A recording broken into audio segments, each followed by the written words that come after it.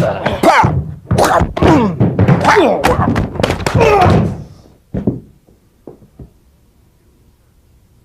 going to start with stances first. Stances are the foundation of the art and the foundation of everything that you build on, whether it be the martial arts or any other endeavor. And as I start with the stances, I think you're going to see why they are so important, because they're not just used as just the word stances. And we're going to find out that nothing in the art of Kenpo is considered to be used on a one-dimension or just a two-dimensional level, but rather on a three-dimensional level. And stances in particular, although we're going to start to use them to hold us in place, hold us up, you're going to find that stances are far more encompassing than just holding you up. You'll find that they are also used, the stance is used as a weapon itself, as a way of maneuvering, and so forth. But we're going to start from the very beginning first. I want you to understand something about learning basics, and particularly stances. And I like to draw an analogy between a teacher, an English teacher. When we were young, we were taught to write.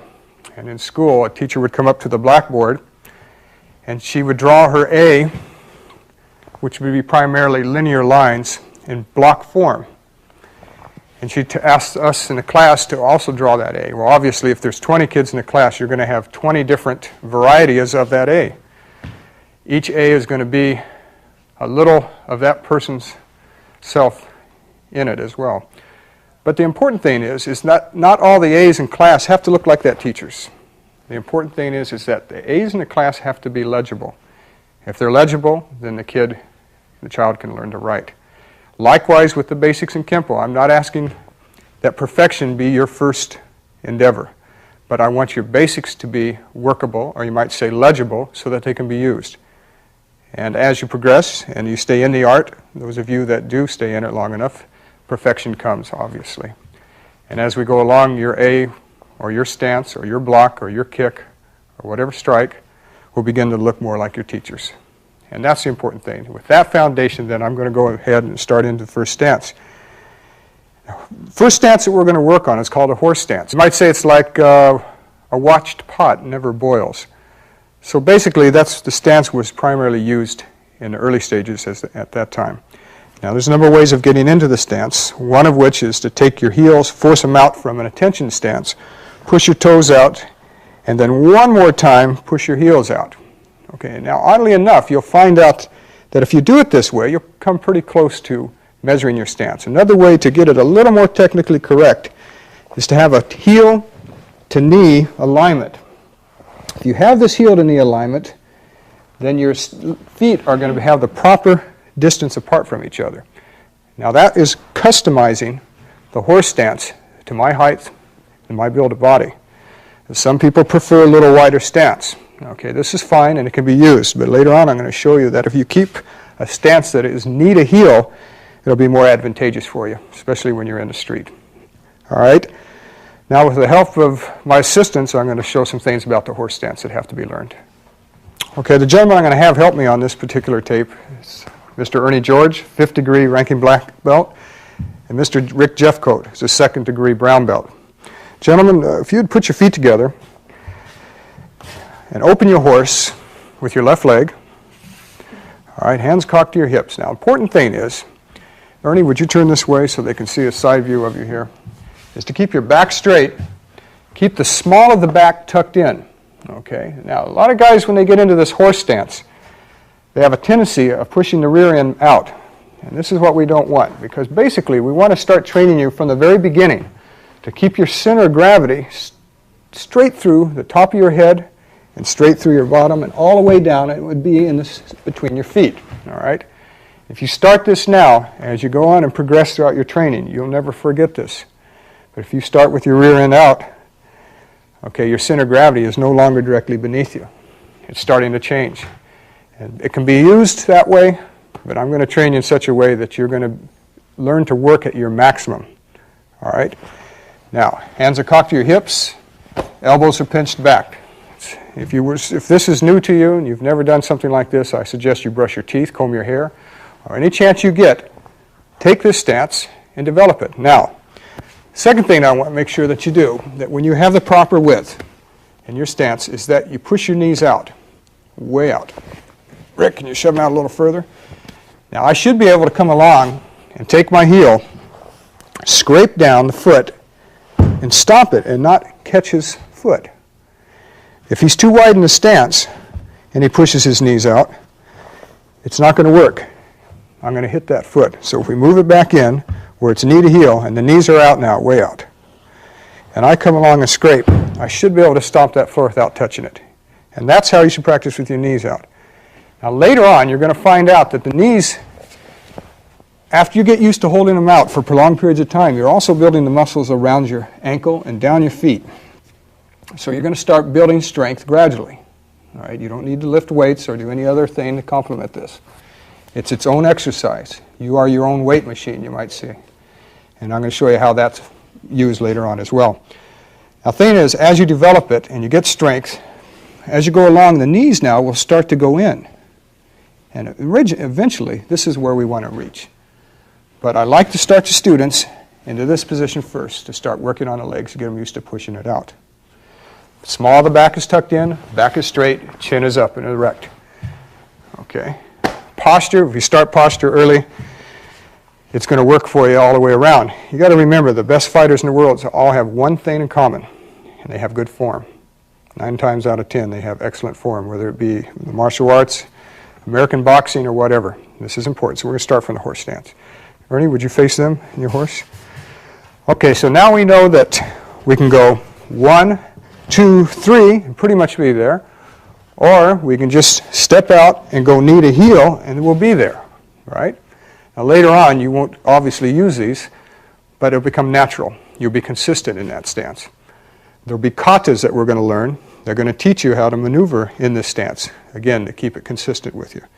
All right, now, as we learn our basics from this stance, we're going to learn how to punch, how to block, how to kick from this position. It's not the easiest position to kick from, but if you can learn to kick from this position, then you can kick from the more favorable positions. All right, gentlemen, if you put your feet together. The next stance I'm going to start you with is called the neutral bow. Now, the neutral bow is unique to the Kenpo system. And this stance in itself is the foundation of all of our foot maneuvers. All of the stances stem from this position. Oddly enough, most of them stem from the horse, you'd think, but the neutral bow is going to be the workhorse of the Kenpo system. Now, a neutral bow is exactly what the stance name implies. Feet are the same distance apart as a horse stance. And you can check that out by putting your knee down right across from your heel. Now, we're not going to talk about width of the stance anymore at this point. We're going to talk about depth of stance. And when I say the word depth, I'm going to refer to the distance from my front foot, leading foot, back to my rear foot. That's called depth. I can shorten the depth, or I can elongate it. All right? So when we hear that, that's what we're talking about. Now, neutral stance refers to that the weight distribution is 50-50. And you notice that I'm not heavy on the front leg, I'm not heavy on the back. If I'm heavy in either direction, I'm not neutral, and I'm committed to that direction. I want to remain neutral, so whatever happens, whether it be in a tournament, whether it be in the street, wherever, I can move from that position. I can make the choices to fit. And it's always good to ride the middle of the line because you can go to the extreme at any time. All right, now, you'll find out that if you start with your feet together, if you take your left leg and step back, and you should be able to find that distance now from knee to heel, and you pivot, your feet only pivot 45 degrees. And you'll notice that there's an imaginary line, we can see the line on the floor as well, from my toe to my rear heel. Now that gives me what we call the width of my stance. All right, we found, remember, that the depth was how far apart my feet were. But the width determines how much exposure I'm going to give my opponent.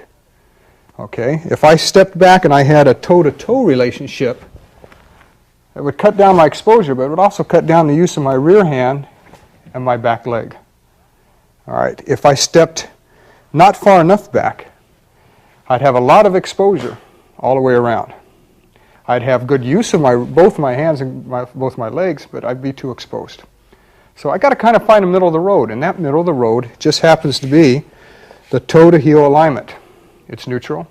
It gives me enough exposure where I can use both my hands and legs but I'm not overexposed to where I'm too much of a target to my opponent. That doesn't mean to say that going toe-to-toe is wrong, because we're going to use that later from a side horse fighting stance. And it doesn't mean that facing somebody this way is wrong. But in the early stages of your trainings, I wouldn't do it. Okay? I would take the neutral position and work from that. Like I said, like the horse stance, certain things become habit after a while. And this particular stance should be habit. You should be able to step back to it and immediately have that knee-to-heel relationship. Okay? All right, now, we found out what determines the depth of my stance, and that is knee to heel. What determines the width is toe to heel. What determines the height of the stance is bending my knees. And when you bend your knees, and they finally reach a point to where they just naturally won't bend any further, that's how high you should be standing. All right, now, in the Kenpo system, natural movement plays an extremely important part in our training.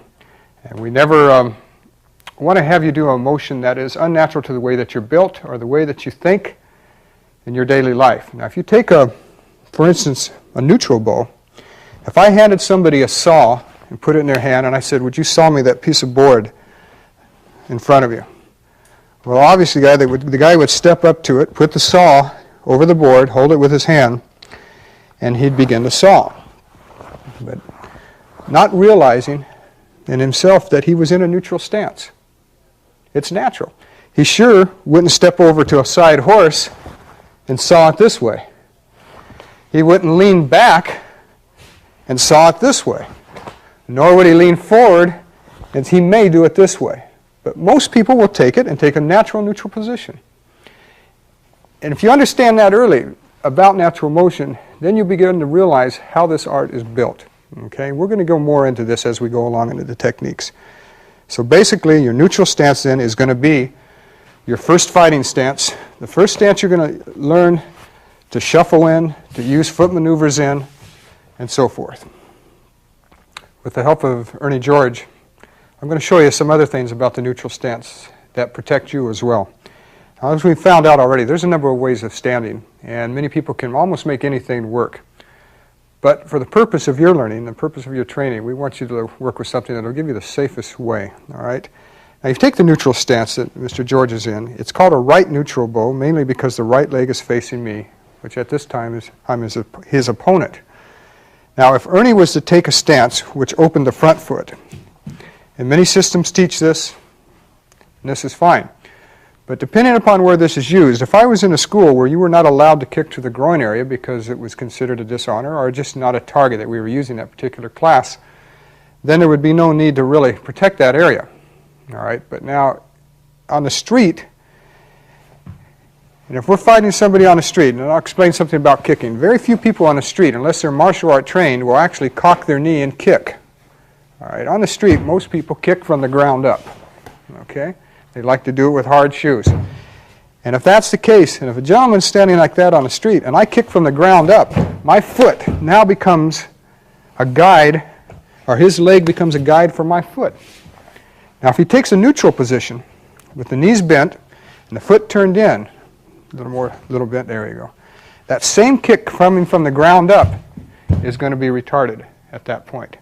Now, that's not to say we can't go around, but Ernie would follow me at that point and keep that in position rather than keep yourself open. Open it. Okay. All right. Now, whether it be from the front or whether it be from the rear, I can still use this as a guide. Like I said again, if he keeps that knee bent and I come up, that's going to retard it. It's important, in fact, to learn now and remember it. Okay? Thank you, Ernie. Good. Now, if we take this a step further, you see Ernie George is in a left neutral bow. He's got the proper depth, has proper width, good width in there, and the proper height.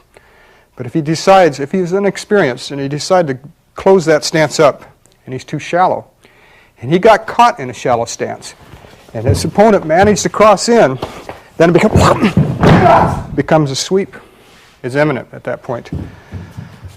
Also, if we take the other extreme, if Ernie starts his stance in neutral, but he gets too wide, it looks like he has a strong foundation, and to the untrained eye, you'd say, yeah, that guy looks solid, he looks strong.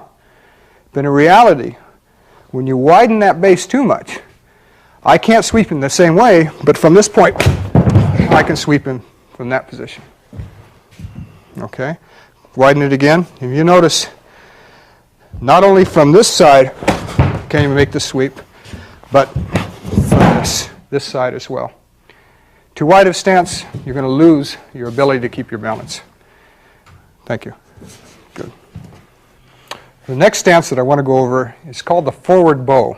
Now, a forward bow begins generally from a neutral position, especially in the early stages of your training. And it's no more than if you see me from the side view in a neutral bow, weight distribution is 50-50. I have the proper width and depth. My shoulders follow the same angle as my feet. All right, that's another way of testing to see if you're in your proper stance. But a forward bow, then, is a pivot on the back foot. But it doesn't stop there. It's a pivot with a lean on the front leg. All right, because you're bowing out of this neutral stance and forward. Now, the neutral stance is 50-50. But a forward bow is a 60-40 situation. Now, what happens as I shift my weight forward, my rear leg pivots almost to a 90, but not quite. I don't want it to pivot that far. It pivots just about 80%. Now, the rear leg is 90% locked out. It's not totally locked out. There's a light bend in it. All right? And the weight shifts forward as you do this. Shoulders are square, chin is erect, and this is the position that you want to take when you're in it. If you take it from a front view, you can see how my front leg doesn't bow out. The front leg stays on that 45-degree angle. It doesn't pivot with the back foot. And one of the common mistakes in this stance is you see people doing this. You pivot that front foot. Don't let that happen to you. Leave it alone. Shift your weight into it by bending your front knee and pivot that back leg. Keep your shoulders erect. Very proud position that you're in when you take it. Okay, now with the help of Ernie George again, we're going to find some things about this stance I think you'll find it very interesting. Ernie? Okay, good. Did you face me in a neutral bow? Now, from a neutral position, we're going to take a basic, for instance, like a punch. If he punches from this position and he pivots at the hip, but not at the back foot, the extent of his reach basically is this far. But now if he pivots the back foot, shifts his weight forward, we've gone almost another 6 or 8 inches. That's important. All right, now, so what it does is this stance, coupled with a basic strike, for instance, will give you more reach. And with more reach, as he drops his weight, that's called marriage of gravity. That's the synchronizing of his weight dropping, his body weight dropping with his strike. He becomes rooted into the ground at that point. He becomes locked, him and the mat become one together at that point. If he just pivots the back foot but doesn't shift his front foot, don't weight shift, we're only going to get the power, turn your back foot, but don't shift. We're only going to get the power of the arm. But what we want, as he shifts forward and bends that front knee, he also shoves his heel down, and that's important. If you shove that heel down, at the point of impact, everything is braced from this line all the way down to the heel. So in essence, when I do get hit, drop your heel.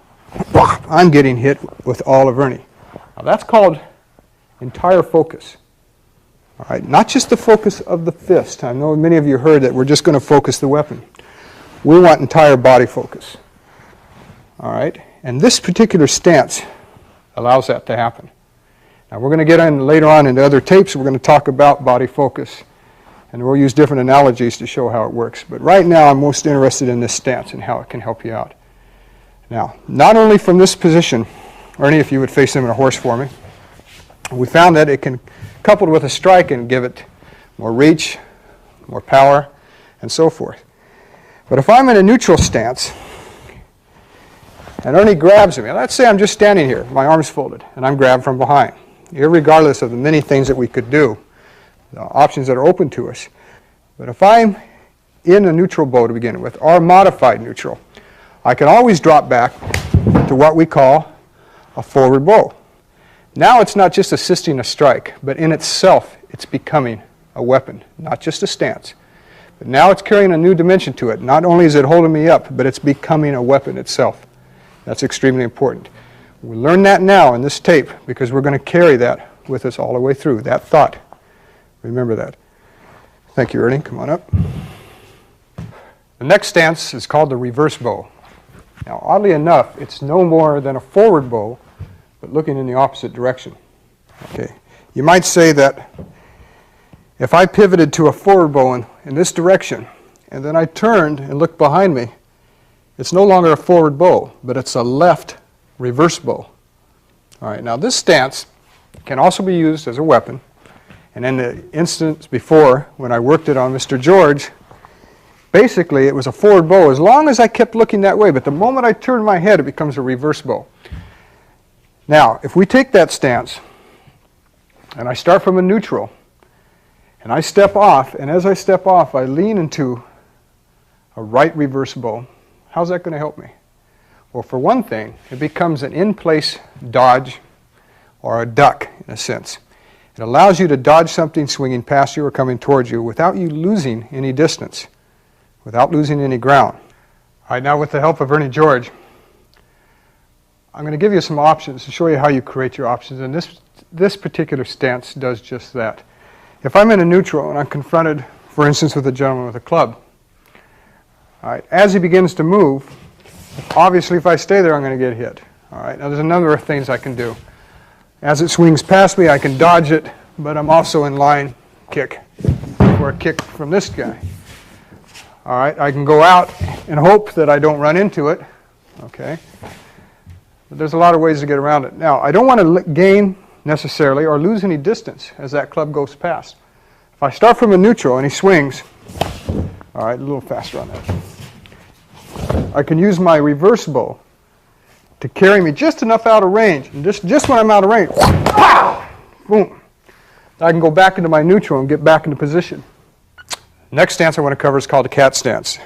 The stance was used in many ways. In fact, you go back in ancient times when certain monks in their temples back in ancient China would take this stance and use it as a means of not only fighting and so forth, but for listening purposes. And you say, well, how can you use a stance for listening purposes? But they would take their front foot and just barely touch the ground and try and feel the vibrations of horsemen that were coming up upon them, because during those times it was havoc was reigning through the territory. And it's nothing more than a neutral bow, but 90% of your weight is shifted to your rear leg, and only 10% of your front leg is just what we call kissing the ground. Now, if you look at it from the side, you'll see from the neutral position that my foot, you take your heel and place it back to the right leg and put your heel where your front toe was. Here's my front toe here. I put my heel here and come up on the ball of the foot, and that's my cat stance. 90% of the weight should be shifted here. Some people prefer it a little longer, which is fine. All right, ideally it should be right there. All right. Now, you can face yourself with your shoulders square. This is called a 45-degree cat stance because my rear foot's 45 degrees.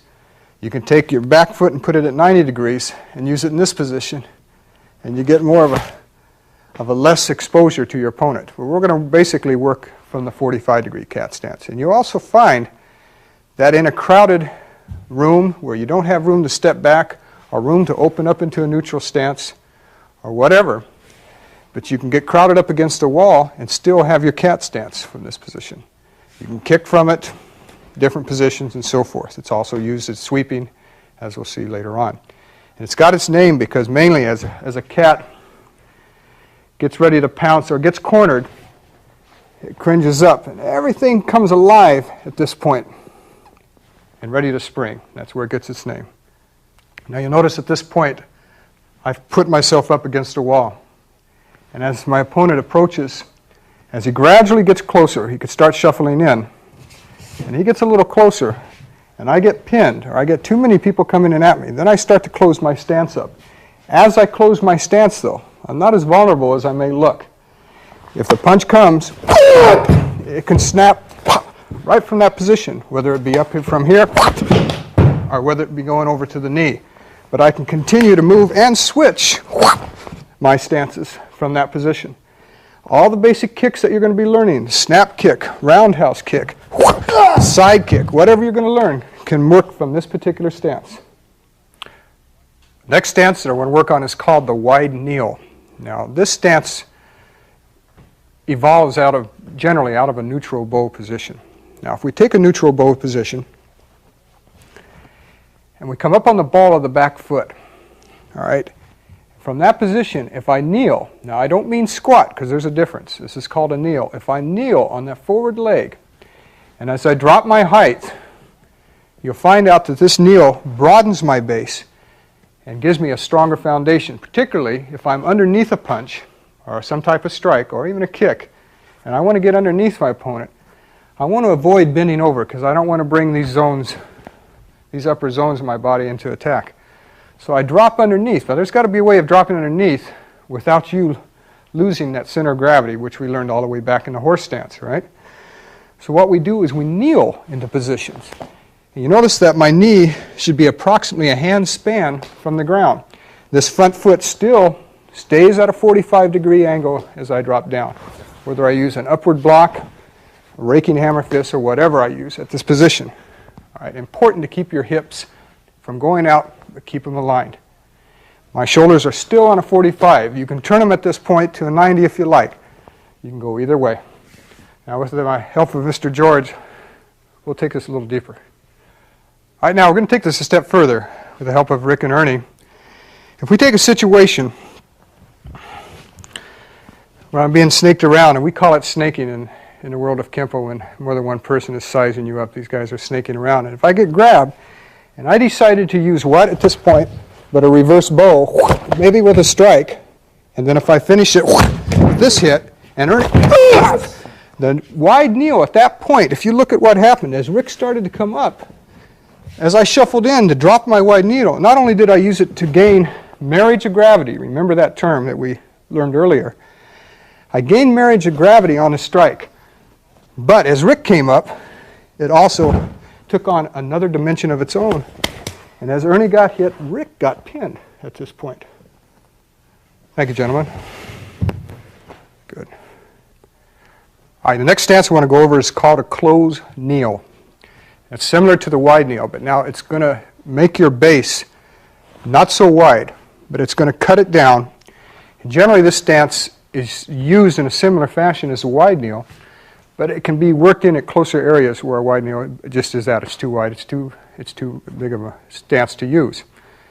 So basically, a close kneel is no more than a forward bow this time, where you're up on the ball of the back foot and you kneel down, and how far? But a hand span, as we learned earlier, a hand span from the ground. Shoulders erect, chin is up. That's a close kneel.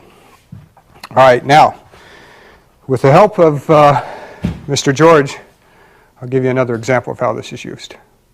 Now, to give you an example of how the close kneel is used, I'm also going to give an example from a stance that we've learned earlier, the cat stance. Now, we're going to take, for instance, right punch, and he goes down. Now, as I took him down, regardless of the number of the strikes that you can add and learn, but if I decide to finish this technique a little further, but if I drop into a closed kneel, it's going to have a devastating effect on that foot. Thank you. All right, let's take this a step further and show you how the closed kneel can be used advantageously fighting more than one person again. To give you another example of how this stance carries another dimension. Like the wide kneel, if I decide to drop under a strike, I can do it with a closed kneel and protecting my groin area. Now, as a wide kneel from this position is all right, but if he decides to move a knee into me, I'm in a little bit of trouble. But if I drop down to a closed kneel, I've got pretty much of that my groin area covered. All right. Besides that fact, if I'm grabbed and I decide to drop back and use it, it also picks up speed and power for me at this point as well, right from there. And from that position, still from my closed kneel, I can drop forward and make my hits. All right, next stance is called twist stance. Now, when I teach, I like to give a little history behind whatever I'm teaching, particularly basics. And this stance was used in ancient time of China, and it was called the female stance because it was proper that when you were being courted, that a woman didn't stand with her legs strided apart or even feet together, it was proper in many cases to stand in this position, but this goes way back.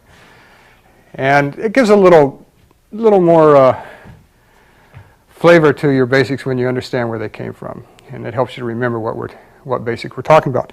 But that's one of the places that it came from. But if you look at it, all it is in reality is a neutral bow. And as long as you have the proper depth in your stance, and you begin to twist your feet, in this case it would be clockwise. If I was in a left neutral bow, it would be counterclockwise. But you'd say, well, how in the world would you want to isolate your motion and lock yourself into a stance like this? Well, to begin with, this stance is used in Kenpo throughout, but it's for the more adept. As you get better, get more experience into you, this stance is very useful. Not in the early stages, but I'm going to go over it because we're going to need it later on. I'm going to give you an example of how this stance is used. But before I get into that, again, I want you to watch. If it's a right neutral stance, meaning my right leg is facing my opponent, if I pivot both feet, I begin to literally screw myself into the ground. And I become rooted into the ground as I do it. I begin to solidify my base. Chin is up, good posture. You notice my shoulders are on a 45-degree angle, again following my foot. I can always pivot out into either stance, cat stance, reverse bow, and then back into a twist stance. And this time it went counterclockwise because I was in a left neutral bow. All right, with the help of my assistants, I'll show you what we can use this for. All right, let's take this twist stance a step further and show how centrifugal force can be used and borrowed in a situation where we're working with more than one person. Okay, grab it, gentlemen. Again, if I'm grabbed, for the sake of technique, we'll just use grab. It's the easiest thing to work with right now when we're teaching. But if I get them to drop their hands, and I go to a twist stance, now from this point, I think your imagination can tell you what I'm going to do. I can begin my twist stance, and as I begin to twist my body, the centrifugal force from the center of my body has a tendency to launch my arms away from me. And as they launch away from me, I don't stop basically at one person, but as I begin my roll and hit, but I begin to, and I can come back in on the other side as well. All right, now the next two stances, I say two because I'm going to teach them both simultaneously. It's going to be the concave stance and convexe stance. All right, now these are a little peculiar when you look at them. A concave is no more from a horse stance, turning your knees in. And as it states, it's concave, all right? If I go to a horse and I push my heels in, toes out, and bend my knees, or even keep them straight, that's considered a convexe stance. Now, how in the world would we use something like this? I'll show you. Mr. George? If I manage to take my opponent, leap of death, and he came in with a right punch, and I broke his elbow, broke the rib, and threw him to the mat. If I wanted to carry this a step further and go beyond what I thought was necessary, if Mr. George started to push up, I could leap. And as I leaped, I would leap with both heels landing on the kidneys. All right, the stance that would happen when I would do that would be the convexe stance, rather. And as he pushed up, I would come up and push down on both kidneys. If I took it a step further and I grabbed the face and pulled up and I turned to a concave, the knees become a fulcrum in which to break snap the neck from. All right. Now this is a little extreme, but it's better to know we're not trying to teach you to overkill, but we're trying to teach you to be overskilled so you have a choice depending upon the situation. But we have the convexe, concave. And oddly enough, when a guy's in this position, if he tries to hit me with the other hand, he's going to fall on his face. He knows this. So instinctively, he's going to hold himself up for you. So if you had to take it a step further, it's open. All right, next stance I want to go over is called the one-legged stance. And I know some may say, well, that's fine. I mean, am I actually going to practice a one-legged stance? Yes, you are, because there's going to be times when you're not going to be on both feet. And the art takes you to that time. And as you practice, whether you're kicking or whether you're leaping from one side to the other, you've got to be able to stand on one leg. Now, to make it simple, as you shift your weight to your supporting leg, and it happens to be my left leg at this point, I keep it bent so I keep my center of gravity low. All right, I don't want to straighten this leg up because it raises my center of gravity. Also, if I get buckled at that point, the knee's going to break, and so forth. But if I want to stay low and solidified, I keep that supporting leg bent. And you should be able to practice it using different kicks, different hand maneuvers, and so forth. All right, without losing your balance. And start this early, but don't raise it up like that. Okay? Now, with the help of my assistant, I'll give you an example of how this can be used. If I start from a neutral position, I can jump off to one leg. Now, without parrying or striking or whatever, but using this stance one-legged gives me an opportunity to go to the groin area, to the back of the knee, okay, and round to the front.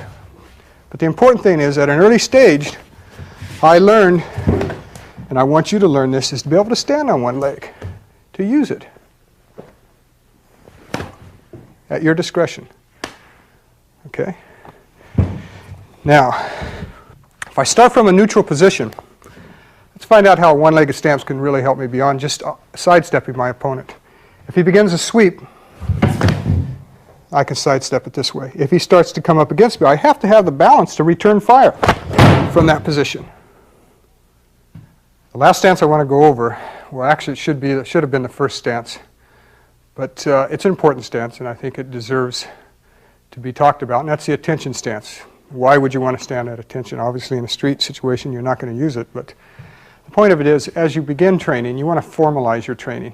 Take it very seriously. Begin your movements from an attention stance in the beginning, then you have a point of reference to work from. And attention stance is no more than putting your heels together and putting your toes together as well. Shoulders are back, head is erect, small of the back is tucked in, so your center of gravity is directly beneath you. Your thumbs are on the center of your thighs, and that's the attention stance. It's relaxed, it's not rigid, because in Kenpo, we only become rigid when we meet our target with the weapon. And after we meet that target, we back off to a relaxed position. So start and get this ingrained in your mind early, that although it's crisp and clean, it's not rigid, it's relaxed and composed.